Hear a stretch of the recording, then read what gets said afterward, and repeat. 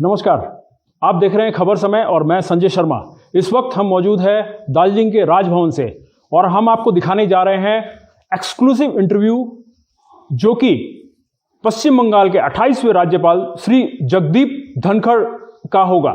और क्योंकि इनका इंटरव्यू विशेष इसलिए होगा क्योंकि इनका लगातार प्रेस में जो बयान दिया जा रहा है एक संवैधानिक प्रमुख होने के बावजूद उसको लेकर काफी अटकलें लगाई जाती रही है कि यह कहीं ना कहीं राजनीति से प्रेरित होकर किया जा रहा है।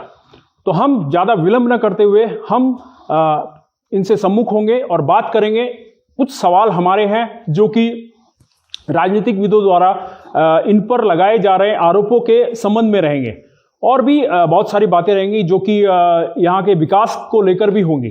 तो नमस्कार गवर्नर साहब। गवर्नर साहब, हमारा पहला सवाल आपसे होगा, राज्यपाल बनने के बाद जो अभी फिलहाल चर्चा में है कि राज्यपाल बनने के बाद प्रथम बार वो भी ठंड के मौसम में दार्जिलिंग का सफर कहीं विधानसभा चुनाव प्रचार से जुड़ा तो नहीं है। आप इसकी व्याख्या कैसे करेंगे अपने शब्दों में? संजय जी, सबसे पहले तो मैं आपको और आपके दर्शकों को दीपावली की और काली पूजा की शुभकामनाएं देना चाहता हूं, ताकि प्रांत में अमन रहे, चैन रहे और हम ऐसी कल्पना कर सकें कि पश्चिम बंगाल की जो पहचान अब तक बनी है कि यहाँ पर निष्पक्ष निर्भीक चुनाव नहीं हो सकते, नॉन वायलेंट चुनाव नहीं हो सकते। यहाँ पर हम सबको मिलकर ये कामना करनी चाहिए कि पश्चिम बंगाल की छवि बदलेगी। पश्चिम बंगाल में आने वाला चुनाव फ्री होगा, फेयर होगा, फेयरलेस होगा और वायलेंस रहित होगा। आपने प्रश्न पूछा कि मैं सर्दी के दौरान दार्जिलिंग राजभवन में कैसे आया। मैं आपको बताना चाहता हूं कि दार्जिलिंग राजभवन मेरा एक कार्यालय है। मैं गत वर्ष यहां आना चाहता था, पर राज्य के हालात उस समय जटिल थे। राज्य की माननीय मुख्यमंत्री आंदोलित थी और सड़क पर थी और आंदोलन भी इस पराकाष्ठा पर पहुंच गया कि निर्वाचित संवैधानिक पद पर रहते हुए उन्होंने यहां तक बयान दे दिया कि देश के आंतरिक मामलों में यूनाइटेड नेशंस को दखलंदाजी करनी चाहिए। मैंने अविलंब उनको चेताया, कहा ऐसा नहीं होना चाहिए। कुछ समय लगा पर उन्होंने इसको विड्रॉ किया। मेरा यहाँ आना या मेरा कोई कदम किसी भी राजनीति से प्रभावित नहीं है। राज्यपाल की दृष्टि से, राज्यपाल की हैसियत से मैं किसी भी दल की राजनीति में भागीदार नहीं हूं। I am not a stakeholder in politics. पर Sanjay ji, I am stakeholder in governance. ऐसा क्यों है? 30 जुलाई 2019 को मैंने शपथ ली। मेरी शपथ भारत के संविधान के अनुच्छेद 159 के तहत है। उसके तहत मेरे 2 दायित्व हैं। मेरा पहला दायित्व है I preserve, protect and defend Indian constitution. Bharat के संविधान का वर्चस्व है कायम रखना मेरा एक दायित्व है। दूसरा, और मेरे शपथ का हिस्सा है, I will serve the people of state of West Bengal. यदि अगर मैं नॉर्थ बंगाल में आया हूं तो मेरी ये पहली यात्रा नहीं है। मैं पहले सिलीगुड़ी आया हुआ हूं, जलपाईगुड़ी आया हुआ हूं, अलीपुरद्वार आया हुआ हूं। मैंने इस एरिया को बहुत महत्व दिया है। ये पश्चिम बंगाल का बहुत महत्वपूर्ण इलाका है और मैं मानता हूं यहाँ 1 महीने लगातार रहने के बाद मुझे बहुत कुछ अर्जित होगा। समस्याओं का जो गहराई से जानकारी हो सकती है वो मुझे मिलेगी और इस मामले में मेरा जो योगदान हो सकेगा मेरी मर्यादा के तहत उसमें कोई कसर बाकी नहीं रहेगी। सर, आपने मर्यादा की बात की। मुख्यमंत्री द्वारा बार बार आप पर अधिकार क्षेत्र से बाहर जाकर काम करने का आरोप लगाया जाता रहा है। क्या मैं आपसे पूछ सकता हूं मेरा एक कदम जिसको आप मेरे कार्य क्षेत्र के बाहर मानते हैं, मैंने अपने क्या मुद्दे उठाए? मैंने गंभीरता से पहला मुद्दा उठाया, सरकारी तंत्र और सरकारी अधिकारी, पब्लिक सर्वेंट्स पॉलिटिकल वर्क नहीं कर सकते। और ये बात मैं नहीं कह रहा हूं, भारत के संविधान के तहत अधिकारियों का जो आचरण बना है उसमें लिखा हुआ है, public servants will be politically neutral. जब मैं देखता हूं और मेरे पास शिकायतें आती हैं कि पश्चिम बंगाल में पब्लिक सर्वेंट पॉलिटिकल वर्कर का ही काम नहीं कर रहा है, वो फ्रंट लाइन पॉलिटिकल वर्कर बन गया है। तो जब पॉलिटिकल वर्क पब्लिक सर्वेंट करने लगेगा तो प्रजातंत्र के ऊपर तो बहुत बड़ा कुठाराघात हो गया। तो आपका राज्यपाल, आपका प्रथम सेवक, यदि अगर इस मुद्दे को बढ़ाता है, ये मेरे मर्यादा के बाहर की बात नहीं, मेरी ड्यूटी का हिस्सा है। क्योंकि भारत के संविधान को बहुत बड़ी चुनौती मिलेगी यदि अगर सरकारी धन का उपयोग करने वाला पब्लिक सर्वेंट राजनीतिक कार्यकर्ता की तरह काम करेगा। लोगों ने मुझे यहां तक बताया है कि चुनाव के दौरान पुलिस स्टेशन का उपयोग कर लेना, सरकारी और पुलिस वाहन का उपयोग कर लेना क्या जायज है? आपका राज्यपाल ये मुद्दा उठाता है। दूसरा मुद्दा जो उठाता हूं और लगातार उठाता रहा हूं, सरकारी गलियारों में उन लोगों का आधिपत्य नहीं हो सकता, कंट्रोल नहीं हो सकता जिनके पीछे कानून की ताकत नहीं है, संविधान की ताकत नहीं है। जब खुली आंख से मैं देख रहा हूं, पूरा प्रांत देख रहा है कि सत्ता के गलियारों में वो लोग असरदार हो गए हैं, वो लोग प्रभावी हो गए हैं जिनका वहां होने का कोई विधिक आधार नहीं है। पॉलिटिकल एग्जीक्यूटिव उनके लिए नतमस्तक हो गई है और सरकारी तंत्र उनको रेड कार्पेट ट्रीटमेंट दे रहा है। As governor I find it unconstitutional. इसलिए मेरा दायित्व बनता है कि मैं सरकार को आगाह करूं। मैंने क्या कहा सरकार को? मैंने सरकार को कहा है, आप किसी भी व्यक्ति को सिक्योरिटी देते हो, एक मापदंड पर दिया जाता है। वैसे तो हर सरकार का दायित्व है कि वह हर नागरिक को सुरक्षा दे। प्रजातांत्रिक व्यवस्था में, संविधान के राज में मिनिमम एक्सपेक्टेशन क्या है कि आप और हम सुरक्षित रहें। पर यदि अगर किसी नागरिक के ऊपर सुरक्षा की ज्यादा चुनौती है तो उनको सिक्योरिटी कवर दिया जाता है। पर सिक्योरिटी कवर को एक राजनीतिक हथियार उपयोग करना जायज नहीं है। मन मर्जी से उसको विड्रॉ नहीं किया जा सकता है। सिक्योरिटी कवर कोई राजनीतिक सौदेबाजी का हिस्सा नहीं है। तो जब मेरे सामने मामला आया, और मामला किसने बताया? लिखित में आपके राज्यपाल को मुर्शिदाबाद के जिला सभापति ने लिखा। उन्होंने कहा कि मेरी सिक्योरिटी अचानक इसलिए विड्रॉ कर ली गई कि मैंने मेरी राजनीतिक चाल बदल ली। इसका संकेत बड़ा भयानक है और खतरनाक है। आपको सिक्योरिटी मिलेगी, आप समर्थन देंगे तो। आप समर्थन नहीं देंगे, हमारी मदद नहीं करेंगे, तो सिक्योरिटी विड्रॉ ही नहीं होगी, आपको हथकड़ी मिल सकती है। इतना गंभीर मानव अधिकारों का हनन राज्यपाल बर्दाश्त नहीं कर सकता। और कारण है मेरे पास। कारण क्या है कि राज्य में मानव अधिकार आयोग है, और मानव अधिकार आयोग के चेयरमैन कौन है? Retired chief justice of Calcutta high court. सार्वजनिक रूप से उन्होंने कहा है, राज्यपाल से साक्षात्कार कर कहा है, my human rights commission is on ventilator. तो ऐसी परिस्थिति में जो भी कहते हैं कि राज्यपाल क्या कर रहा है, तो मैं आपको बता दूं और आपके माध्यम से सशक्त तरीके से बता दूं, राज्यपाल रबरी स्टैंप नहीं है, राज्यपाल पोस्ट ऑफिस नहीं है, राज्यपाल किड ग्लोव्स नहीं पहनता है, न उसके फीट ऑफ क्ले हैं। राज्यपाल एजेंट है पर भारत के संविधान का। राज्यपाल सिपाही है पर भारत के संविधान का। मैं एक ही स्क्रिप्ट मानता हूं, वो भारत के संविधान में है। मैं एक ही कमांड लेता हूं जो भारत के संविधान में है। न मैं कमांड राज्य में किसी का लूंगा, न मैं कमांड राज्य के बाहर किसी का लूंगा, पर मर्यादा के तहत रहते हुए जो भी मेरा कॉन्स्टिट्यूशनल ऑब्लिगेशन है उसमें किसी प्रकार की कोताही नहीं करूंगा।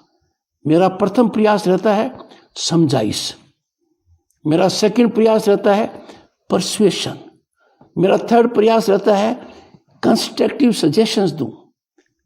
क्रिटिसिज्म करना मेरा काम नहीं है, पर जब मैं हालात देखता हूं, और आप सब हालात से भली भांति परिचित है कुछ मामलों में आप लोग सन्नाटा दिखाते हैं, आप लोग साइलेंस दिखाते हैं, मैं अप्रिशिएट करता हूं आपकी मजबूरियों को, पर वो मजबूरियां मेरे पर तो लागू नहीं है।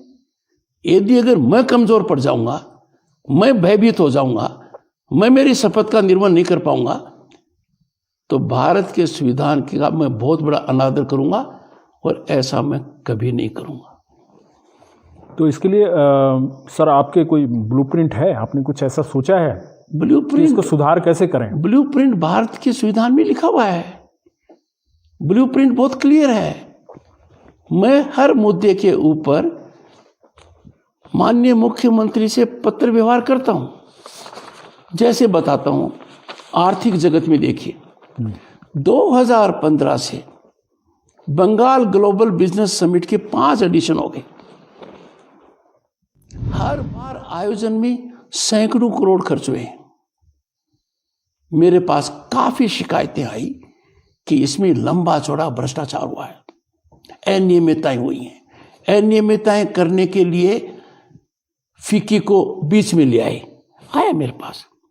राज्यपाल के पास जो आता है उस पर मैं तुरंत विश्वास नहीं करता, मैं उस पर सरकार की राय मांगता हूं। तो मेरे कार्यालय से एडिशनल चीफ सेक्रेटरी फाइनेंस को चिट्ठी लिखी गई कि जो 5 एडिशंस हुए हैं, जिनके बारे में राज्यपाल ने विधानसभा के समक्ष कहा है, और ये बताया गया है कि इन 5 एडिशंस में 12,30,000 करोड़ से ज्यादा का निवेश हुआ है, ये बताया गया है। तो मैंने कहा ये निवेश कहां है, ये पश्चिम बंगाल के कौन से भूभाग में है? जब उनसे जवाब नहीं आया तो मैंने स्वयं राज्य के वित्त मंत्री को पत्र लिखा और 5 प्रश्न पूछे। सिलसिलेवार बताइए, 12,30,000 करोड़ से ज्यादा का इन्वेस्टमेंट कहां है, किस काम के लिए है, कौन से उद्योग में है, किस स्टेज के ऊपर है? क्योंकि विधानसभा में कहला दिया कि 10 लाख करोड़ से ज्यादा का तो एडवांस स्टेज में है। वित्त मंत्री कुछ भी कहते हैं, जवाब नहीं देते हैं। 5 में से 1 का जवाब नहीं दिया, 1 का नहीं दिया। तो अंत में मुझे मुख्यमंत्री को चिट्ठी लिखनी पड़ी। 26 अगस्त को मैंने मुख्यमंत्री को चिट्ठी लिखी है, अब तक जवाब नहीं आया। मैं क्या मानूं? जो लोग मुझे कह रहे हैं कि इसके आयोजन में भारी घोटाला हुआ है, घपला हुआ है, भ्रष्टाचार हुआ है, कुछ चुने हुए लोगों को धन अर्जन करने का मौका दिया गया है, वो शंकाएं सही साबित होती हुई नजर आ रही हैं। अभी भी मैं प्रतीक्षा में हूं कि माननीय मुख्यमंत्री मुझे इसका जवाब देंगे। 18 अक्टूबर को मैंने माननीय मुख्यमंत्री को पत्र लिखा कि राज्य के हालात और कानून व्यवस्था बद से बदतर होती जा रही है। हम संविधान के दिखाए हुए रास्ते से काफी दूर भटक गए हैं। रूल ऑफ लॉ को हम फॉलो नहीं कर रहे हैं। और फिर मैंने इनको लिखा कि मेरे कानून तक ये खबरें आ रही हैं कि सुनियोजित तरीके से राजनीति में विरोधियों को मुकदमों में लिप्त करने के लिए एक बड़ी कार्यवाही को अंजाम दिया जा रहा है। और मैंने कहा कि ऐसा नहीं होना चाहिए। मेरे उस पत्र का भी अब तक जवाब नहीं आया है। तो कोई भी कुछ कहे, जैसे आपने देखा होगा अर्जुन का लक्ष्य, मुझे कुछ नहीं दिखाई देता, मुझे मेरा एक लक्ष्य दिखाई देता है, और मेरा लक्ष्य है भारत के संविधान के तहत ही कार्यक्रम हो। भारत के संविधान के विपरीत कोई कार्य होता है मेरे कान खड़े हो जाते हैं, because I have to protect, defend and preserve Indian constitution. Sir, जैसा कि आपने कहा, आपने हमें ये मौका दिया कि हम कुछ भी क्वेश्चन आपसे पूछ सकते हैं, इसलिए हम थोड़ा सा क्वेश्चंस को चेंज कर दिया, क्योंकि दर्शकों हम आपको बता दें कि गवर्नर साहब को हमने एक क्वेश्चनर भेजा था, मगर जब इनसे हमने बात की तो इन्होंने काफ़ी सरलता से कहा कि आप जो भी पूछिए हम जवाब देंगे। तो ये इनका बड़प्पन है। हम इसमें एक जस्ट ऐड करना चाहेंगे, जो आपने कहा कि आपको चिट्ठी का जवाब नहीं मिलता। तो हमने ट्वीट में देखा था माननीय मुख्यमंत्री का कि उन्होंने कहा था कि आपके पास बहुत वक्त है, आप चिट्ठी लिखते रहते हैं, लेकिन हमें काम भी करना है, तो हमारे पास इतना वक्त नहीं है कि आपको चिट्ठी का जवाब देते रहें। इस पर आप क्या बोलेंगे? भारत के संविधान के तहत मुख्यमंत्री की ड्यूटी है, और ये ड्यूटी कॉन्स्टिट्यूशन में लिखा है, सब ड्यूटी, आर्टिकल 167। आप प्रांत के हालात को देखते नहीं है, कितनी भयानक स्थिति है, कितनी भयावह स्थिति है।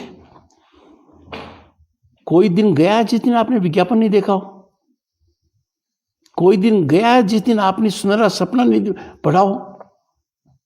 वास्तविकता से कितने दूर हैं। किन किन लोगों को, निर्दोष लोगों को किस तरीके से प्रताड़ित होना पड़ रहा है। मजबूरी में मुझे यहां लिखना पड़ रहा है, खास तौर से पूर्व मेदिनीपुर के अंदर एनडीपीएस जैसे गंभीर मामलों में राजनीतिक रोटी सेकने के लिए लोगों को लिप्त करना। क्या हम अपने आप को सभ्य समाज कह सकते हैं? इनोसेंट व्यक्ति का फौजदारी मामले में लिप्त होना किसी भी समाज के लिए कलंक है, और ये सरकारी तंत्र के माध्यम से हो, भयानक है, और ये राजनीतिक फायदे के लिए हो, तो मैं कहता हूं पाप का घड़ा पूरा भर गया है, आगाह करना पड़ेगा। हम ऐसी परिस्थिति नहीं कर सकते कि पश्चिम बंगाल की जनता ये उम्मीद खो दे कि यहां पर निष्पक्ष चुनाव हो ही नहीं सकते, ये उम्मीद खो दे कि यहां पर निर्भीक चुनाव हो ही नहीं सकते, ये उम्मीद खो दे कि बिना वायलेंस के चुनाव हो ही नहीं सकते। मैं आपके माध्यम से सरकारी अधिकारियों को कहना चाहता हूं, काफी लोग समझ गए हैं, पर मुझे कहने में कोई संकोच नहीं है, जो भी सरकारी अधिकारी किसी भी स्तर पर हो, राजनीतिक काम करेगा, बचेगा नहीं। ये आप मेरी बात को गंभीरता से ले लीजिए। तो आप ये आश्वस्त करते हैं कि आश्वस्त नहीं, ये मेरा वचन है, चुनाव शांतिपूर्ण ढंग से होगा। ये मेरा वचन है कि सरकारी कर्मचारी रहते हुए यदि अगर राजनीतिक कार्य करेगा, उसके बहुत गंभीर दुष्परिणाम होंगे। वो बहुत बड़ी भूल में है कि उनका कोई कुछ नहीं कर सकता। यदि अगर कोई सरकारी कर्मचारी सोचता है कि उसको कोई बचा लेगा, तो मैं आपको कह सकता हूं, पिछले 10-20 साल का इतिहास देश का देख लीजिए, जिन लोगों ने ऐसा किया है उनका क्या हाल हुआ है। डेमोक्रेसी को मिटाने वाले मिट गए हैं, क्योंकि डेमोक्रेसी के लिए बहुत बड़ी आहुति देश के लोगों ने दी है, और पश्चिम बंगाल की आहुति उसमें सर्वोपरि रही है। आप पोर्ट ब्लेयर जाकर देख लीजिए, सेलुलर जेल, काल कोठरी, सबसे ज्यादा लोग यहाँ के थे। उनकी आत्मा के लिए, उनके त्याग के लिए, उनके परिश्रम के लिए, उनकी सुप्रीम सैक्रिफाइस को ध्यान में रखते हुए मैं सबसे आह्वान करूंगा, इस महायज्ञ में आहुति दीजिए। पश्चिम बंगाल अब से कलंकित नहीं होना चाहिए कि यहाँ फ्री और फेयर इलेक्शन नहीं हो सकते। इलेक्शन से जो नतीजा निकलता है, राज्यपाल का उसे सरोकार तरीके से है। और जो मैं बता रहा हूं, ये सब चीजें आप लोगों के ध्यान में है, पर आश्चर्य की बात है, बड़े भारी मन से कह रहा हूं, मीडिया की चुप्पी मुझे बहुत परेशान करती है। राज्यपाल का अभिभाषण विधानसभा में ब्लैकआउट हुआ, मीडिया को बाहर रखा, आप लोग चुप रहे। ये चुप्पी आपको सदा परेशान करेगी। किसी भी अखबार ने एडिटोरियल नहीं लिखा, बहुत परेशान करेगी। जो तांडव नृत्य हो रहा है उसको हम नहीं रोकेंगे तो हम प्रजातांत्रिक व्यवस्था के ऊपर बहुत बड़ा कुठाराघात कर रहे हैं। और मेरा आग्रह रहेगा, हाथ जोड़कर विनती रहेगी, ऐसा मत होने दीजिए। मैं बहुत से लोग कहते हैं और मैं ट्विटर पर भी रिएक्शन देखता हूं, मुझे उन लोगों पर गुस्सा नहीं, दया आती है। पैसे लेकर राज्यपाल के खिलाफ एक ही बात कहते रहो। ये बताओ कि उसकी बात में दमक नहीं है। जो बात लिखी उस पर मुख्यमंत्री जवाब क्यों नहीं दे रही? जवाब लाजमी है, होना चाहिए। बहुत सी बातें आज के दिन में करने से संकोच कर रहा हूं, पर जो खेल हो रहा है प्रजातांत्रिक व्यवस्था में किसी ने कल्पना नहीं की होगी। धन अर्जन का जो तरीका सरकारी माध्यम से अपनाया जा रहा है, जो शीर्ष से कंट्रोल हो रहा है, जिला अधिकारियों को उसमें लपेटा जा रहा है, जिला अधिकारियों को टारगेट दिया जा रहा है, ये हवा में बातें फैल रही हैं, जानकारी में है लोगों की। ये ऐसी बातें हैं, they are not secrets, they are open secrets. मेरा प्रयास होता है, जब मैंने कहा कि पूर्वी मेदिनीपुर के अंदर लोगों को मुकदमों में लिप्त करने का एक कार्यक्रम चल रहा है, उसी तरीके से धन अर्जन का चल रहा है। अब यदि अगर प्रांत में कलेक्टर और एसपी इस मामले में पड़ जाएंगे तो फिर वो बातें कितनी सत्य साबित हो गई कि we don't have public servants, we have political workers जो सिर्फ सरकारी खजाने से पैसे लेते हैं। आपके राज्यपाल ने यदि प्रश्न पूछ लिया कि पुरकाष्ठा को इतना बड़ा पद दे रखा 2018 से, स्टेट सिक्योरिटी एडवाइजर, मैंने तो सिर्फ इतना पूछा उनका काम क्या है। मैं मानकर चलता हूं पुरकाष्ठा पब्लिक सर्वेंट है, पब्लिक सर्वेंट की जिम्मेवारी है, ऑब्लिगेशन है और कानून के दायरे में है। उनकी acts of omission and commission lead to accountability. नहीं बताया। मैंने प्रश्न पूछा, रीना मित्रा को आपने फरवरी 2019 से रखा है, क्या ओहदा दिया है?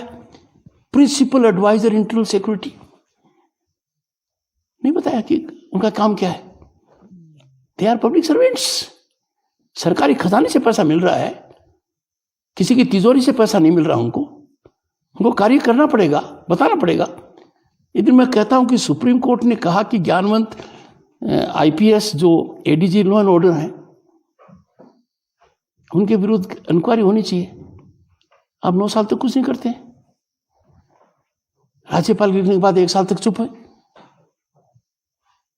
यदि अगर कोई ऐसा समझता है कि जवाब नहीं देना जवाब है, तो जवाब नहीं देना बहुत बड़ा अपराध है। और इस अपराध की चपेट में वरिष्ठ अधिकारियों को मैं सजग करता हूं, they must be extremely alert. Bharat के संविधान के तहत वो बहुत महत्वपूर्ण पद रखते हैं, वो इंपॉर्टेंट सर्विसेज के मेंबर्स हैं, उनके आचरण के अंदर बहुत कुछ लिखा हुआ है। वो अपने पद से यदि अलग हटते हैं तो वो दुराचरण करते हैं। These acts of omission and commission lead to serious consequences, and I would go to the extent of telling criminal actions. Sir, आपने जो अभी अधिकारियों के बारे में बात की, आपका एक ट्वीट मैंने देखा आने से पहले, तो आपने एक ट्वीट किया था कि जितने भी उत्तर बंगाल के यूनिवर्सिटीज़ हैं उनके वाइस चांसलर प्रोवीसी और इनको आपने बुलाया था मीटिंग के लिए। सर, मीटिंग हुई? अब आप देखिए कहां कहां हम कितने गिरेंगे, शिक्षा के स्तर के साथ कितना राजनीतिक खिलवाड़ करेंगे। राज्यपाल बुलाता है किनको? नॉर्थ बंगाल के वाइस चांसलर्स को, उनको कहता है कि आप बताइए, नहीं आए। ये अराजकता नहीं है? एक एक वाइस चांसलर को नोटिस जा रहा है। एक बार नोटिस दिया था इसी इलाके की यूनिवर्सिटी थी। सरकार के विनती करने के बाद मैंने सिर्फ क्वेश्चन दिया है, आप मेरे 20 पन्ने से अधिक ऑर्डर को पढ़िए। बहुत गंभीर अपराध था, पर मैं वाइस चांसलर को शिक्षक मानता हूँ, शिक्षक को गुरु मानता हूँ। मेरा दिल अंदर से रोता है जब शिक्षक के खिलाफ कुछ करूँ। मैं मानता हूँ उनकी दिक्कत भी, वाइस चांसलर्स की। सुनिए, देखिए, मैं सरकार और राजभवन की चपेट में शिक्षा नहीं आनी चाहिए। कानून के तहत राजभवन का दायरा कम है, सरकार का उससे भी कम है। मैं चाहता हूं कि हमारे विश्वविद्यालय टेम्पल्स ऑफ एजुकेशन हो। उनका न आने का मतलब उनको राजनीतिक रूप से जकड़ लिया गया है, उनको राजनीतिक पिंजरे में बंद कर दिया गया है। आपका राज्यपाल उनकी मुक्ति कराएगा। हो सकता है इसमें कुछ लोगों को ज्यादा आहुति देनी पड़े, बट जहां भी कोई गलती करता है मेरी नजर में, मैं कोई जजमेंटल व्यू नहीं रखता। हो सकता है उनके न आने के कोई कारण हो, कोविड कारण हो सकता है, ट्रांसपोर्ट कारण हो सकता है, व्यक्तिगत कारण हो सकता है। मेरे कार्यालय से उनको चिट्ठी गई है कि आप उन हालात को बताइए जिन हालात में आप नहीं आए। नंबर 1, आप उन हालात को बताएं जिस हालात में आपने नहीं आने का कारण भी नहीं बता पाए। ये पूछा है, उनका जवाब आएगा। खुले मन से, पूरी निष्पक्षता से अध्ययन करूंगा, बट मैं कार्य करने में, कदम उठाने में संकोच नहीं करूंगा। और ये मैं आपके माध्यम से कह रहा हूं। हर वाइस चांसलर के प्रति मेरा बहुत बड़ा आदर है, हर शिक्षक के प्रति आदर है, पर मैं मानकर चलता हूं यदि अगर हम शिक्षा के साथ खिलवाड़ करेंगे तो हम 3 जनरेशन्स को एक साथ बर्बाद कर रहे हैं। ऐसा नहीं होना चाहिए। तो सर, आपने जो कहा दबाव है, मैंने दबाव क्यों कहा, आप ठीक कहते हैं। हाँ, यदि अगर वाइस चांसलर, शिक्षा मंत्री जो राजनीतिक धरने पर बैठे हैं, उनसे मिलने पर धरने की जगह पहुंच जाते हैं, तो दबाव नहीं मानूंगा। यदि अगर मुख्यमंत्री जी कलकत्ता के पुलिस कमिश्नर राजीव कुमार को बचाने के लिए शारीरिक रूप से प्रदर्शन कर देती हैं वहां, ऐसा किसी मुख्यमंत्री ने पहले किया हो मेरे तो ध्यान में नहीं है। राज्य की गिरती हुई लॉ एंड ऑर्डर के बारे में मैंने 5 सितंबर को डीजीपी को पत्र लिखवाया कि राज्य के अंदर लॉ एंड ऑर्डर के हालात बद से बदतर होते जा रहे हैं। उनका जवाब आया 2 लाइन का, महामहिम राज्यपाल जी, राज्य में तो अमन चैन है। आपको भी आश्चर्य होगा, जिस राज्य में अलकायदा ने पांव फैला दिए हैं, जिस राज्य के अंदर आप ये देखिए कि बम बनाने के लिए कोई लाइसेंस की दरकार नहीं है, कोई रोक टोक नहीं है, जगह जगह बनते जा रहे हैं। आपको बता दूं 13 नवंबर को भी मुर्शिदाबाद की एक जगह बम बनाते हुए एक आदमी की डेथ हो गई, फ्री है। तो मुझे लगा कि डीजीपी साहब कर क्या रहे हैं। उनको एक विस्तार से मैंने चिट्ठी लिखवाई, मुख्यमंत्री जी ने उसका जवाब दिया। चिट्ठी डीजीपी को लिखवाई तो पहले तो वो राजीव कुमार को बचाने आई, इस बार डीजीपी के संरक्षण में खुद आई।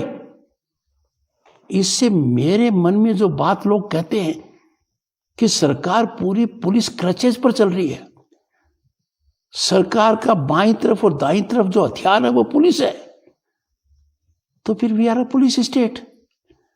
If we are a police state, we are not a democratic state.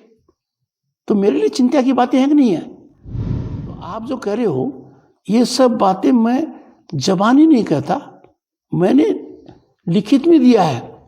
उनका जवाब आएगा, मैं देखूंगा। मेरे आगाह करने के बाद प्रांत में क्या हुआ, 5 सितंबर को लिखा, दोबारा लिखा, मुख्यमंत्री का 26 सितंबर को जवाब आया, और मेरे आगाह करने के बाद मनीष शुक्ला की हत्या हो गई। आप राज्यपाल होते, आपके दिल पर क्या गुजरती कि जो व्यक्ति आपसे मिलकर कहा है कि मेरे जीवन को खतरा है और वो दुनिया से चला जाए। Can you sleep? I have sleepless nights because law and order situation in the state is not only nose diving, it is rudderless. दर्शकों, आप देख रहे हैं एक खुल्लम खुल्ला बातचीत हो रही है महामहिम राज्यपाल से, और एक संवैधानिक पद के प्रमुख हैं, और इनकी जो बातें हैं, इनको जो कहना पड़ रहा है, कहीं ना कहीं ये कह रहे हैं कि दबाव है। तो राज्यपाल जी से मेरा भी एक प्रश्न रहेगा, यह मेरे जहन में अचानक आया, क्योंकि काफ़ी लोगों का कहना है, जो राजनीतिक दल के लोग हैं उनका कहना है कि दबाव आप पर भी है, राजनीतिक दल का। मेरे पर किसी राजनीतिक दल का दबाव नहीं है, किसी व्यक्ति का दबाव नहीं है। मेरे पर दबाव है भारत के कॉन्स्टिट्यूशन का। मैं बताता हूं। प्रतिपक्ष के नेता अब्दुल मेनन ने मेरे को एक पत्र लिखा, और उस पत्र में उन्होंने लिखा कि महामहिम राज्यपाल जी, 55 साल के राजनीतिक कैरियर में मेरे को इतनी इंडिग्निटी सहन नहीं करनी पड़ी कि एक ओसी लेवल का अधिकारी मेरे को इंटिमिडेट करे कि मैं एक राजनीतिक काम कर रहा हूं। उन्होंने जो मेरे को पत्र लिखा, उस पत्र के साथ उन्होंने एक प्रतिलिपि भेजी कि ऐसा पत्र वो पहले मुख्यमंत्री को लिख चुके हैं। जब मुख्यमंत्री को लिखे हुए पत्र का जवाब नहीं आया तो उन्होंने राज्यपाल को लिखा। हालात की गंभीरता को समझिए। प्रतिपक्ष का नेता मुख्यमंत्री को लिख रहा है और जवाब नहीं आ रहा है तो राज्यपाल को लिखता है। मैंने मुख्यमंत्री को उनका पत्र लगाकर एक पत्र लिखा, और मैंने कहा यह अत्यंत गंभीर है। डेमोक्रेसी में सदन के नेता जो मुख्यमंत्री हैं और प्रतिपक्ष के नेता, इनका बहुत बड़ा महत्व है। आज तक जवाब नहीं आया है। क्या मानेंगे आप? जगदीप धनखड़ तो राजनीति से प्रभावित हो सकता है, राज्यपाल नहीं हो सकता। मैं प्रतिपक्ष के नेता की बात को नजरअंदाज नहीं कर सकता। मैं आपको कह सकता हूं, कम्युनिस्ट पार्टी के नेता सुजान चक्रवर्ती ने अम्फान के दौरान, माइग्रेंट लेबर्स के दौरान राजभवन का पूरा उपयोग किया है। मैं इसका मतलब कोई कम्युनिस्टों की राजनीति थोड़ी कर रहा हूं, पर उन्होंने बताया कि विदेश में हमारे लोग रुके हुए हैं, मैंने एक्ट किया है। उन्होंने बताया केरल में हमारे लोग रुके हुए हैं, दिल्ली में रुके हुए हैं।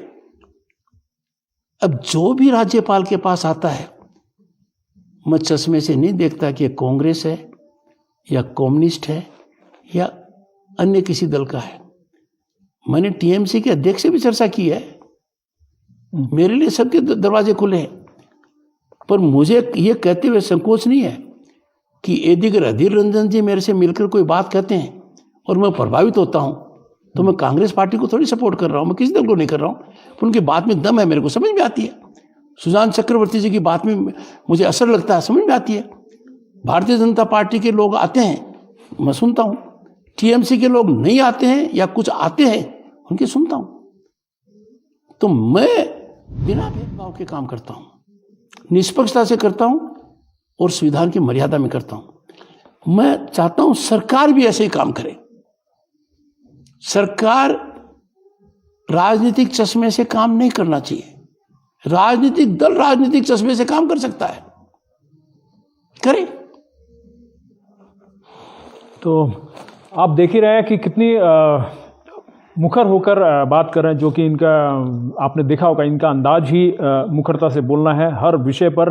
और काफ़ी वक्त हमने लिया है, थोड़ा सा और वक्त चाहेंगे। बिहार चुनाव परिणामों के बाद विधानसभा चुनाव के बारे में आपका क्या ख्याल है? मैं किसी भी राजनीतिक विषय पर टिप्पणी नहीं करता। बिहार में कुछ हो और यहाँ भी चुनाव में कुछ हो, मेरा सरोकार नहीं है। मैं बहुत स्पष्ट हूँ। कौन दल कैसे अपनी राजनीति करता है, ये उस दल का विवेक है। कौन दल किसको कंसल्टेंट रखता है, मेरे को मतलब नहीं है। मैं कहाँ बीच में आता हूँ, जब सरकारी तंत्र का राजनीतिकरण होता है, जब रूल ऑफ लॉ को तिलांजलि दी जाती है, जब भारत के संविधान की भावना के ऊपर कुठाराघात होता है, देन राज्यपाल स्टेप्स इन। बाकी किसका कहाँ असर है?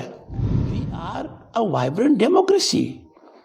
दुनिया का सबसे बड़ा डेमोक्रेटिक देश है भारत। हमारी डेमोक्रेसी के अंदर हर तरीके के फूल खिलेंगे। मेरा इससे कोई सरोकार नहीं है कौन राजनीति करता है, कैसे करता है, कौन जीतता है, कौन हारता है, बट कानून के दायरे के अंदर हो, कानून की भावना के विपरीत नहीं हो। यदि अगर बूथ कैप्चरिंग से नतीजा निकलेगा तो डेमोक्रेसी खतरे में है। सही बैलेट से किसका भी निकले, दैट्स मोस्ट वेलकम। सर, अब थोड़ी सी अलग बातों पे बात कर लेते हैं। अभी पिछले हफ्ते आप जैसे सिक्किम राज्य के दौरा किया था आपने। जब भी दार्जिलिंग पहाड़ पे अलग राज्य को लेकर आंदोलन होता है, उसका खामियाजा सिक्किम को भुगतना पड़ता है। क्या इस संबंध में सिक्किम के साथ आपकी कुछ बात हुई ताकि भविष्य में किसी आंदोलन की वजह से सिक्किम को जोड़ने वाला राष्ट्रीय राजमार्ग पर यातायात सुचारू बना रहे? ऐसा कुछ बात हुई? मैं सिक्किम गया मेरे दायित्व के लिए। मैं सिक्किम घूमने नहीं गया, सिक्किम में काम करने गया। अब आपके मन में उत्सुकता होगी कि पश्चिम बंगाल का राज्यपाल सिक्किम में क्या काम करने गया। एक ईस्टर्न जोन कल्चरल सेंटर है, उसका अध्यक्ष पश्चिम बंगाल का राज्यपाल है और सिक्किम उसका हिस्सा है। तो मैं उस कार्यक्रम में सम्मिलित होने गया था। ऐसे कार्यक्रम सम्मिलित होने में मुझे उड़ीसा भी जाना पड़ेगा। पोर्ट ब्लेयर भी गया था मैं। पोर्ट ब्लेयर गया तो मेरे मन में बात थी कि मुझे तब जाना चाहिए ताकि मैं उस दिन को याद कर पाऊं जब पहली बार नेताजी सुभाष चंद्र बोस ने पोर्ट ब्लेयर में राष्ट्रीय ध्वज फहराया था। वो झंडे को मैं सलाम कर आया वहां पर मैं उस कार्यक्रम में गया था। नंबर 2, हिंदुस्तान के अंदर भारत में कोई भी ऐसी समस्या नहीं है जिसका हल भारत के संविधान के तहत नहीं हो। मैं हाल के 3 उदाहरण देता हूं आपको। अनुच्छेद 370, क्या सोचा था किसी ने कि भारत के संविधान से विलोपित हो जाएगा? डॉक्टर श्यामा प्रसाद मुखर्जी यहाँ के सपूत हैं। उन्होंने तो अपना जीवन त्याग दिया। उन्होंने परमिट लेने से मना कर दिया कश्मीर में जाने के लिए। उनको जेल में जाना पड़ा, उनकी दुर्भाग्यवश मृत्यु हुई, पर वो 370 के खिलाफ रहे। उन्होंने कहा एक निशान एक विधान रहेगा। डॉक्टर BR अम्बेडकर ने ड्राफ्ट करने से मना कर दिया, फिर भी वो भारत के संविधान में 370 रहा। आज है क्या? हमारी लोकसभा राज्यसभा के सदस्य साधुवाद के पात्र हैं, उन्होंने इसको विलोपित कर दिया। देश के ओजस्वी नेतृत्व ने इस मामले में लीड ली, हो गया। राम मंदिर का मामला कितना क्लिष्ट था। सोचा था कानून से बनेगा, ऑर्डिनेंस से बनेगा, कैसे बनेगा। भारत कितना मजबूत है, डेमोक्रेसी कितनी सहज है। सुप्रीम कोर्ट के 5 न्यायाधीशों ने निर्णय दिया और मंदिर का निर्माण चालू हो गया। सोचा था लोगों ने, और सबके गले उतर गया। तीसरा 3 तलाक हो गया अपराध। कहने का मतलब है हर समस्या का हल भारत के संविधान के अंतर्गत है। हाँ, यहां कुछ लोग चुप्पी रखते हैं। 370 पर चुप्पी, राम मंदिर के फैसले पर चुप्पी, जो कि पूरी दुनिया में सराहा गया है। उनकी चुप्पी थोड़ा मुझे परेशान करती है, पर उनका विवेक है। देर सवेर भारत और भारतीयता का नज़ारा सबको स्वीकार्य होना चाहिए, ऐसा मेरा मानना है। उसी तरीके से इस इलाके की भी कुछ समस्याएं हैं। बहुत लोगों ने मेरे से संपर्क किया है, बहुत लोग मेरे पास आए हैं। गहराई से मैं समझा हूं कि दार्जिलिंग को क्वीन ऑफ हिल्स क्यों कहा गया। बहुत पहले कहा गया, आप मानेंगे सही कहा गया। टी और टूरिज्म के मामले में हमारी दुनिया में पहचान है। यहाँ पीस किसी भी तरीके से डिस्टर्ब नहीं होनी चाहिए। तो समस्या का हल कैसे होगा? अब रेलवे स्टेशन पर तो आप हवाई जहाज में नहीं उठ सकते ना, और आप पुलिस थाने में जाकर पढ़ाई नहीं कर सकते बच्चों की। मतलब हर किसी का एक एरिया ऑफ ज्यूरिसडिक्शन बना हुआ है। समस्या का समाधान कहाँ है? कुछ चीजों का समाधान राज्य सरकार के पास है, कुछ चीजों का समाधान केंद्र सरकार के पास है। जिनका केंद्र सरकार के पास है उनका राज्य सरकार के पास नहीं है, पर कुछ का न केंद्र के पास है न राज्य के पास है, उनका समाधान संसद के पास है, पर समाधान निश्चित है। तो मैं समझ रहा हूं हालात को, इसमें मेरा जो योगदान होगा निश्चित होगा, पर राजनीति को सीमा से बाहर जाकर करना सरकारी तंत्र के माध्यम से, वो थोड़ा चिंता और पीड़ा का विषय है। सर, एक आखिरी सवाल हम लेना चाह रहे हैं। दार्जिलिंग प्रवास के दौरान आपने पहाड़ व समतल के कई इलाकों का दौरा किया। इस दौरान आपने कई विद्वान लोगों के साथ, आम जनों के साथ मुलाकात की। आपको क्या लगता है कि वर्तमान समय में पहाड़ व समतल के लोगों के आर्थिक और सामाजिक स्थिति कैसी है और उसके विकास के लिए और क्या क्या किया जा सकता है? देखिए, मैं कह सकता हूं कि ये इलाका अद्भुत है, इनॉर्मस पोटेंशियल है। इकोनॉमिक एक्टिविटी बढ़नी चाहिए, टूरिज्म की एक्टिविटी बढ़नी चाहिए, टी इंडस्ट्री का एक नया आयाम होना चाहिए। ये मैंने देखा है, इसमें काफी कुछ करने की आवश्यकता है। 20 साल से डेमोक्रेसी नाम की चीज नहीं रही है, क्योंकि इलेक्शंस होने चाहिए थे, जो लोकल बॉडीज के वो नहीं होना लोगों ने कहा है। लोगों ने पानी की समस्याएं बताई हैं, पर मैं सबको आह्वान करूंगा, टाइम हैज कम कि दुनिया के मैप पर टूरिज्म की दृष्टि से हम इसको बहुत आगे तक ले जाएं। जब मैं HMI के कार्यक्रम में गया और मैंने देखा कि दुनिया के अंदर हमारी कितनी बड़ी छाप है, मैं चाहता हूं कि टूरिज्म और टी मिलकर एक नए टी टूरिज्म की शुरुआत करें, जिसके लिए कुछ कदम उठाए जा चुके हैं। नए एंटरप्रेन्योर बने, नया नाम हो, और जो कुछ मूलभूत समस्याएं हैं पर्टिकुलरली लोगों ने मेरे को बताया है।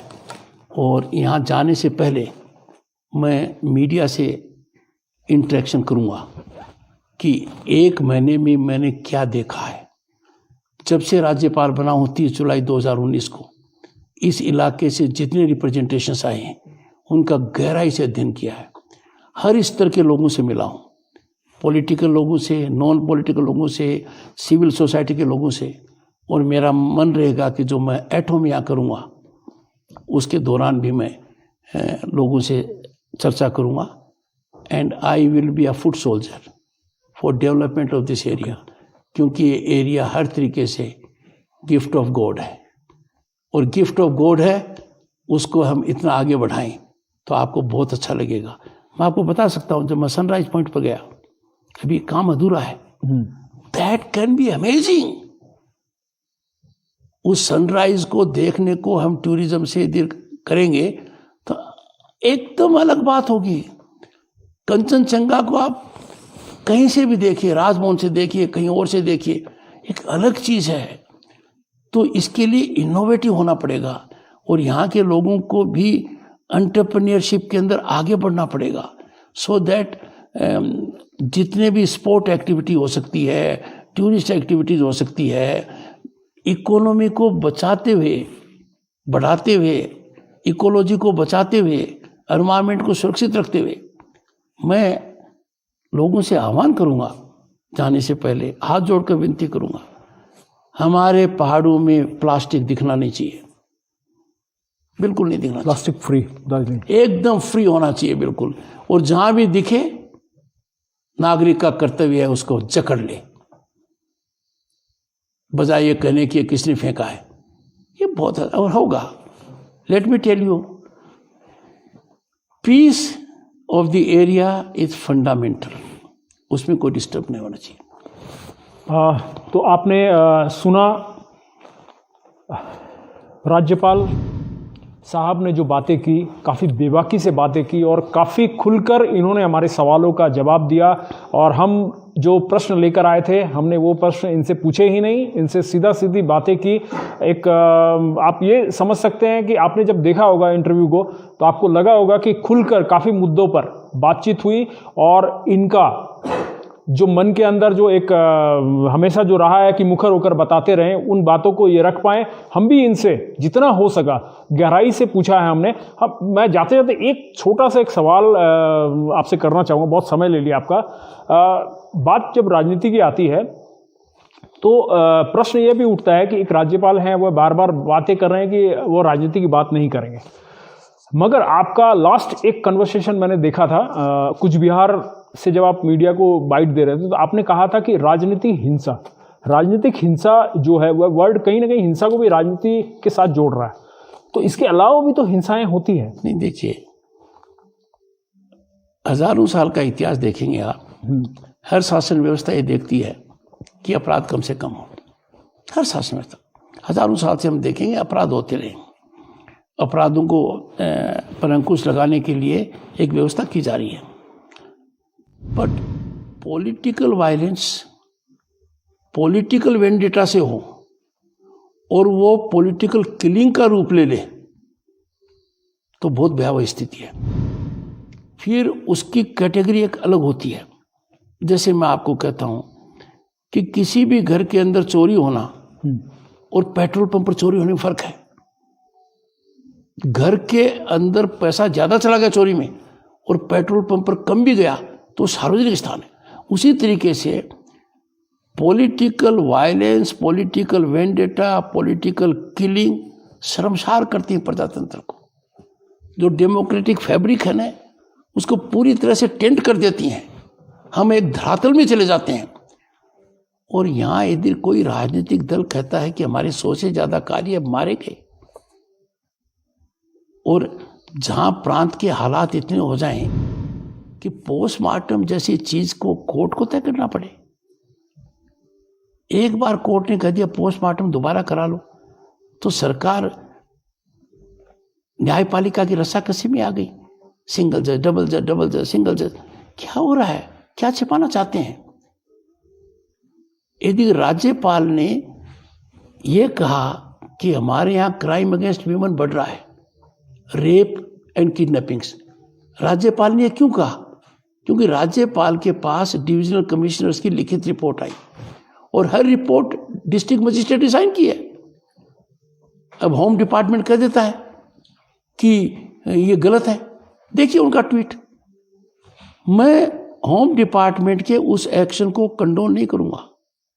दे have committed a major misconduct. उन्होंने कहा राज्यपाल भ्रांति फैला रहे हैं, ऑथेंटिक रिकॉर्ड नहीं है। अरे आपके एडिशनल चीफ सेक्रेटरी के अधिकारी लोग लिख कर देते हैं राज्यपाल को और चीफ सेक्रेटरी को भी देते हैं। हर डिस्ट्रिक्ट मजिस्ट्रेट साइन करता है। और मैंने क्यों कहा? मैंने कहा देश और दुनिया में जहां आग लगी हुई है उसकी ओर ध्यान दीजिए, पर सबसे पहले आग अपने पांव के नीचे भी है, उसको जरा शांत कीजिए। हमारे यहाँ यदि रेप बढ़ रहे हैं, क्राइम अगेंस्ट ह्यूमन बढ़ रहे हैं, और मैंने दोबारा कहा है कि अक्टूबर माह की एक डिवीजन की रिपोर्ट मेरे पास आई है, रेप में 33% बढ़ोतरी है। डिविजनल कमिश्नर के दस्तखत से आई है, जिलाधीशों ने साइन की है। राज्यपाल चिंतित होगा। अब ये बात मैं जनता के समक्ष रखता हूं, क्रिटिसिज्म के लिए नहीं, टू सेंसिटाइज पीपल कि हमारी माता और बहनों के प्रति हमें ज्यादा सजग रहना चाहिए। इस क्राइम को हमें रोकें। जनता के अंदर एक भावना हो कि हम इस प्रकार के क्राइम पर अंकुश कब लगाएंगे, और अंकुश लगाने का सबसे पहला काम है कि आपको जानकारी हो। तो that was not criticism, it was constructive suggestion that we must be over sensitized to curb crime against human. ये मेरा कहना है। तो दर्शकों, आपने सुना और काफ़ी लंबा वक्त हमने ले लिया महामहिम राज्यपाल का, और अब हम इस साक्षात्कार को विराम देने जा रहे हैं। लेकिन आपसे यही कहेंगे कि इस पूरे कार्यक्रम को आप जरूर देखिएगा। यह अनकट कार्यक्रम आपको दिखाई देगा, और इसमें जो भी सवाल हमने जो भी सवाल किए, चाहे वो तीखे हों चाहे मीठे हों, उनका जवाब गवर्नर साहब ने बखूबी दिया और निसंकोच दिया। तो तो इन सारी बातों के साथ आज हम अपने इस साक्षात्कार का विराम लगाते हैं और आप यूं ही देखते रहिए हर समय खबर समय। धन्यवाद।